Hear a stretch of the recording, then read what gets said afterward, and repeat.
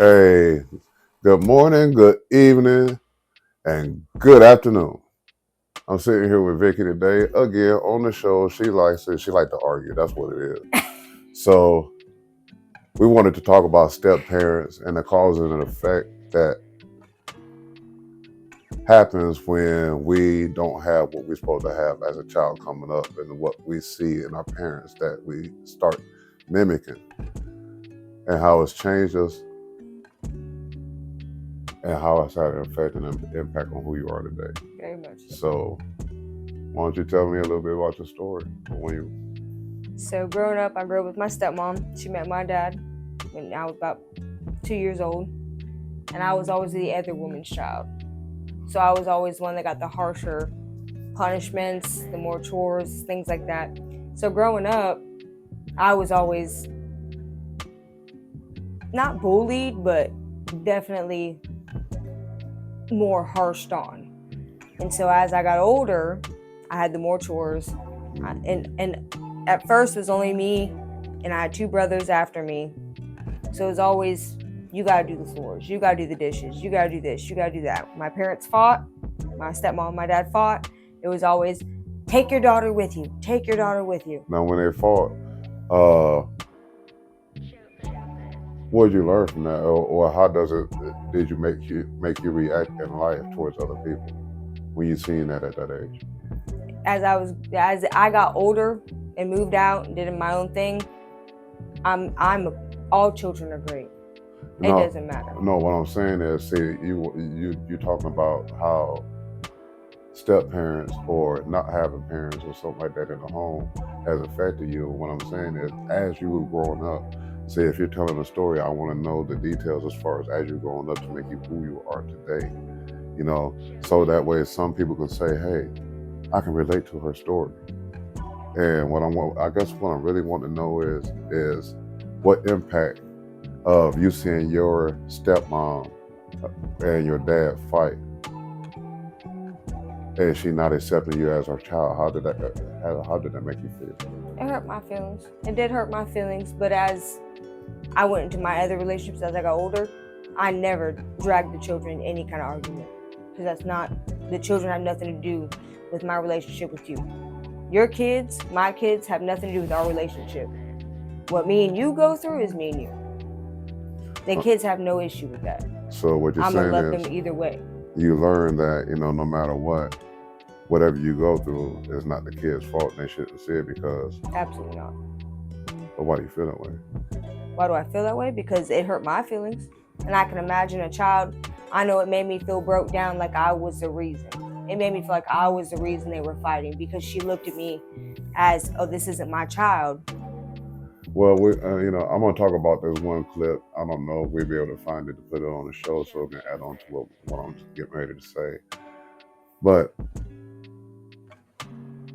I was once like that. I wasn't the only child, but I had younger sisters and brothers, and I was the oldest. And it just seemed like no matter what, I caught hell from every angle there ever was. And at times throughout my life, yeah, I wanted to die. I even tried to take my life once or twice. But what I'm saying is, this one clip, as far as a woman or a stepmom not accepting a child, it made me kind of mad, because in that video, this woman is sitting, she's eating, feeding her kids. The dude has a baby too there in the house. Ain't fed that kid nothing, and this man been at work 8, 10, 12 hours a day. His child is not eating nothing. When is it okay for a woman to do that? Or anybody, including the man? My thing, how do you feel about fathers, as far as how do you feel about deadbeats? How do you feel about the names that men are being called because of the way a woman is with the child, and the experiences that the man had to go through in order to be able to see the child? What do you mean? Have your father ever tried to get in contact with you and be in your life? Or have you ever tried to be in his? My father passed away now. About how long My ago? stepmom. My mom. He passed away before. My mom is Your one that. stepmom. Yes. Well, So let me go back and you threw me rephrase off that. there. Then I was thinking about your dad, but what about your mom?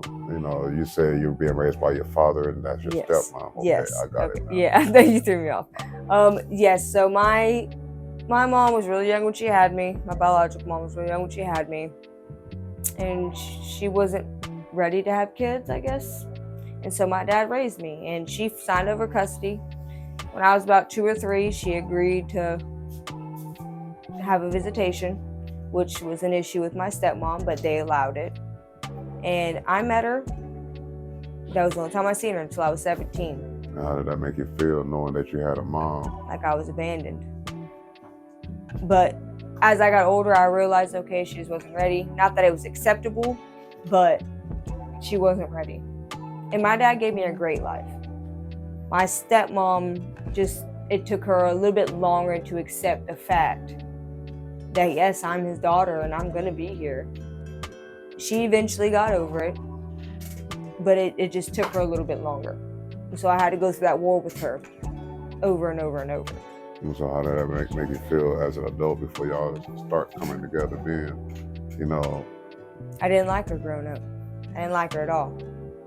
I mean, I loved her because she did feed me. She did take care of me, buy me clothes and stuff, but she did it in her way.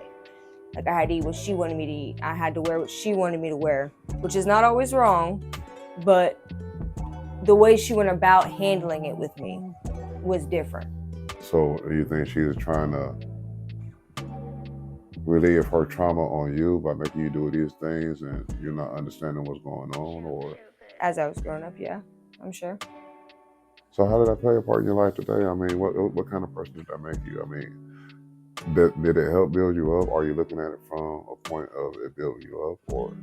It definitely built me up because now I see the way I wouldn't want somebody to treat my child, because I do have children that have a stepmom, and I wouldn't want them to be treated the way I was treated.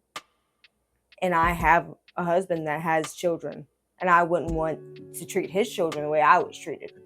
So I would hope at the end of the day, you're going to treat every child with love and respect and build them up and nourish them, not break them down. I ain't disagreeing with you, you know, because I understand, I agree a lot with what you said, but at the same time, it's still our job to be able to love and care for our child, but also make them aware, not do it to them, but make them aware of the dangers that could be, because one, this is a dog-eat-dog world out here.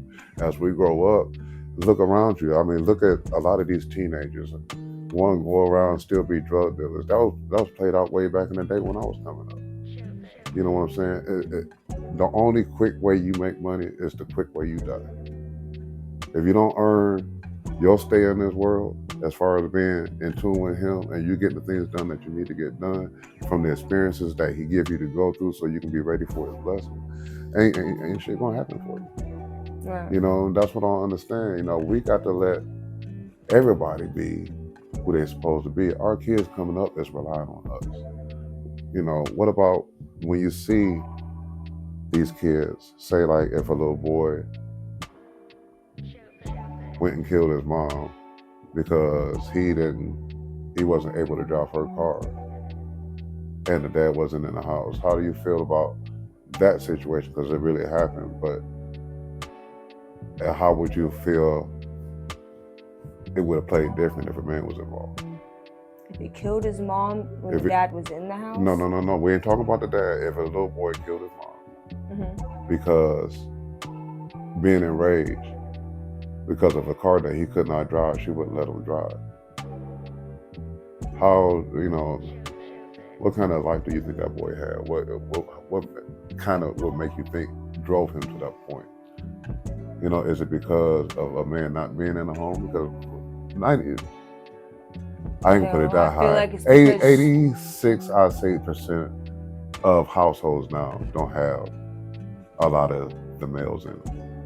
I would feel like he would feel that way because he felt like he could get away with it, and she finally put her foot down on it, and he bucked on her. What if he seen his dad beat his mom all the time? If his dad's not in the house, then how would Gene see that? Well, somebody had to show them.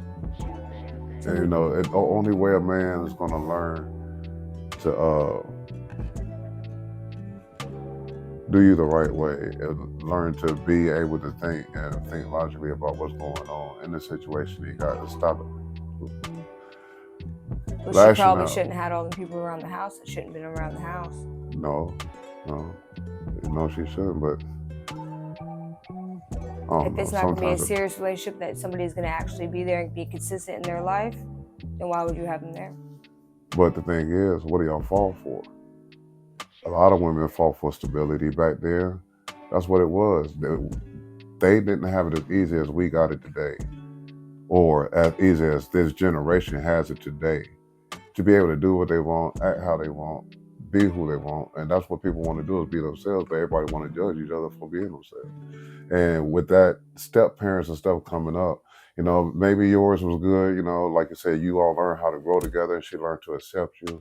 But there's no reason nobody shouldn't accept you in the first place, because we are all God's children. Some of us ain't got nobody out there. We're living in the streets, eating, you know, out of garbage cans and all that kind of stuff, all to try to survive and not do the wrong thing. There's not many people that can do that.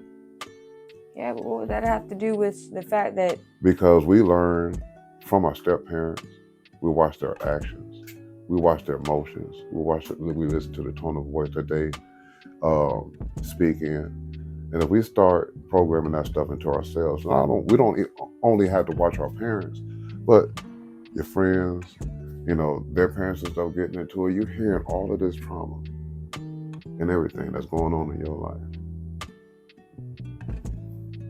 How did you not come to be part of that? How did you come to be your own woman? How did you get over that? That's what I'm asking. Because I realized that's not the person I wanted to be. I didn't want to have to feel that way and make other people feel the way I felt. I wouldn't want to do that to nobody. Not children, not adults. I wouldn't want to do that to somebody. Well, so I would do that to somebody only if they fucked over these kids. And I don't care what nobody say. I believe a woman should be put on a pedestal, but it depends on the woman that you are. You know, some of you know, we might give you the seed of life. Y'all go through it and might die and all this kind of stuff to bring up these kids. And that's why I'm bringing up the way we act, because I want to reach out and show us, you know, even I messed up back in the day. You know, I'm not perfect. I'm not going to pretend I'm perfect. But what I'm talking from is from experience, and I've seen other people's experiences too, as far as dealing with kids and the way their attitudes gets into these kids. Next thing you know, these kids become who they are. Like I said, some of it comes from father not being around. Sometimes it comes from a father being an asshole. And sometimes it comes from father not being taught by his father on how to be a man, and just I got us all this rage and stuff pent up inside of them. Because you know, a kid, the only thing they want to see is their father. So why can't we be like that together in Christ? All I want to see is my daddy. I ain't never had it. Not Christ, that is. I had Christ, but I'm not in real life. My dad. There's children that ain't never seen their mama. You know, so our situation is what make us who we are, because we have to go through things to be testimony to somebody else, in order for them to be able to see something in themselves to say, hey, you know, he just sparked a light bulb.